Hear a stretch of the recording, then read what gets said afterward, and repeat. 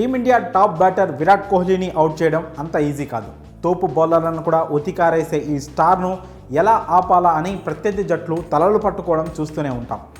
అంత సులువుగా ఎవరికి వికెట్ ఇవ్వడు కింగ్ కోహ్లీ. అతడు క్రీజ్లో సెటిల్ అయ్యాడంటే అవతలి జట్లకు చుక్కలు చూపిస్తాడు.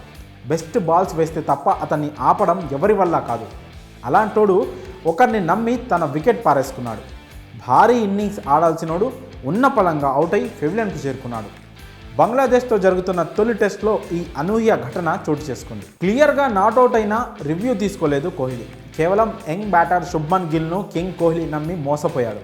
అసలేం జరిగిందో ఇప్పుడు తెలుసుకుందాం. చెన్నై టెస్ట్లో తొలి ఇన్నింగ్స్లో ఫెయిల్ అయ్యాడు కోహ్లీ. కేవలం 6 పరుగులు మాత్రమే చేసి పెవిలియన్కు చేరుకున్నాడు. దీంతో సెకండ్ ఇన్నింగ్స్లో అయినా భారీగా పరుగులు చేస్తాడని అంతా అనుకున్నారు. అందుకు తగ్గట్లే రెండో ఇన్నింగ్స్ను అద్భుతంగా స్టార్ట్ చేశాడు విరాట్. 37 బంతుల్లో 17 పరుగులు చేశాడు.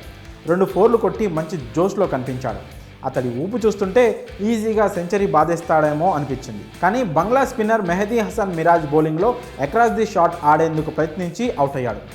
ఫుల్ లెంత్లో పడిన బంతిని విరాట్ బ్యాట్ను దాటి ప్యాడ్స్ను తాకడంతో మిరాజ్ అప్పీల్ చేశాడు. దాంతో అంపైర్ రిచర్డ్ కెటిల్బర్గో వెంటనే కోహ్లీని అవుట్గా ప్రకటించాడు. అయితే రివ్యూ కోసం శుభ్మన్ గిల్తో డిస్కస్ చేసిన కోహ్లీ రివ్యూ వద్దని గిల్ చెప్పడంతో కోహ్లీ డిఆర్ఎస్ తీసుకోలేదు. నిరాశతో అతడు క్రీజ్ను వీడాడు. అయితే ఆ తర్వాత అసలు విషయం తెలిసింది.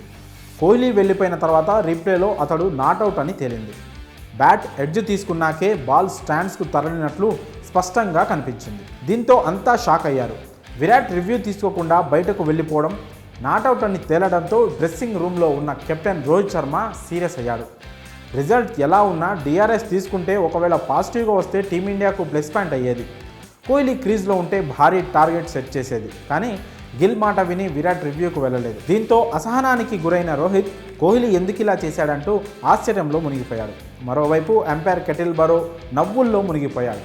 ఇది చూసిన నెటిజన్స్ గిల్ ఎంత పని చేశాడంటూ సీరియస్ అవుతున్నారు. మరి గిల్ మాట విని కోహ్లీ రివ్యూ తీసుకోకపోవడంపై మీ అభిప్రాయాలను కామెంట్స్ రూపంలో తెలియజేయండి.